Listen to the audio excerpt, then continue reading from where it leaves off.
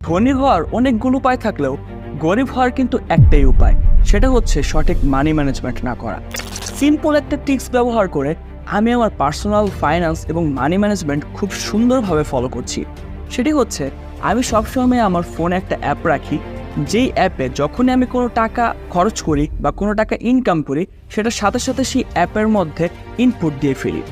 এতে আমি যে সুবিধাটা হয়, আমি প্রতি মাসে বা বছরে কাউন্ট করতে পারি আমি ঠিক কত টাকা আয় করলাম, কত টাকা ব্যয় করলাম, কোন কোন খাতগুলোতে আমি এক্সট্রা টাকা ব্যয় করেছি যেগুলো আমার না করলেও হতো। পাশাপাশি অ্যাপটা আমাকে রিমাইন্ডারও দেয় যে আমার কি এই মাসে অনেক বেশি টাকা খরচ হয়ে যাচ্ছে কিনা, যেটা আমাকে পরবর্তী টাইমে কম টাকা খরচ করতে বাধ্য করে। হ্যাঁ, এক প্রকার বাধ্যই করে। এবং যেই খাতে বেশি টাকা খরচ হয়ে যায় সেইটা আমি পরের মাস থেকে ব্যালেন্স করে চলার চেষ্টা করি। প্লে স্টোরে এরকম অসংখ্য অ্যাপ রয়েছে, আপনি যে কোনো একটি অ্যাপ ডাউনলোড করে আপনার পার্সোনাল ফাইন্যান্স বা মানি খুব সুন্দরভাবে ম্যানেজ করতে পারেন।